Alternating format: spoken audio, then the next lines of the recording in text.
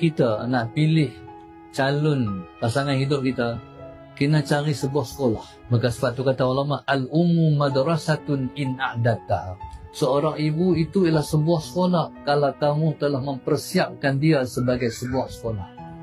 So anak-anak ni tempat dia terluku, tempat dia duduk, tempat dia mengadu masalah, semua mak. Sampai nak kahwin esok pun tak cari ayah pun, mak juga Jadi mak lah yang mesti manage, yang mesti bentuk, yang mesti perhati.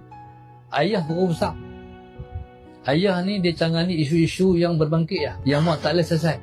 Mak kalau tak boleh selesai, mak kata macam mana? Mak abang ke ayah. Kita sebut abang ke ayah tu sisirak darah anak. Mana yang didikan jaya. Kalau mak gempak, mak abang ke ayah? Abang lah. Tak gunalah. Lingkup didikan. Gempak berusak pun tak rasa apa. Sebab tu mak ni, Musa Sayyidina Muhammad, dia kena bagi anak-anak respect ayah. Dia jangan penjatuh ayah, jangan peraib ayah. Dia kena letak ayah tu tinggi. Ayah hang apa nak tahu, dia kena letak tinggi. Dan ayah pun, janganlah mak letak tinggi, dia pernah dari dia pula. Macam mana? Contoh. Ayah boleh cucuh opok anak. Nak respect macam mana waktu tu? Tak boleh respect lah.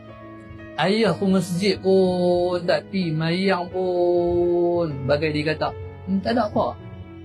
Faham tu? Jadi karakter ayah, pembinaan diri ayah tu, Musa alaihi salam mesti hebat, sehebat yang mak angkat.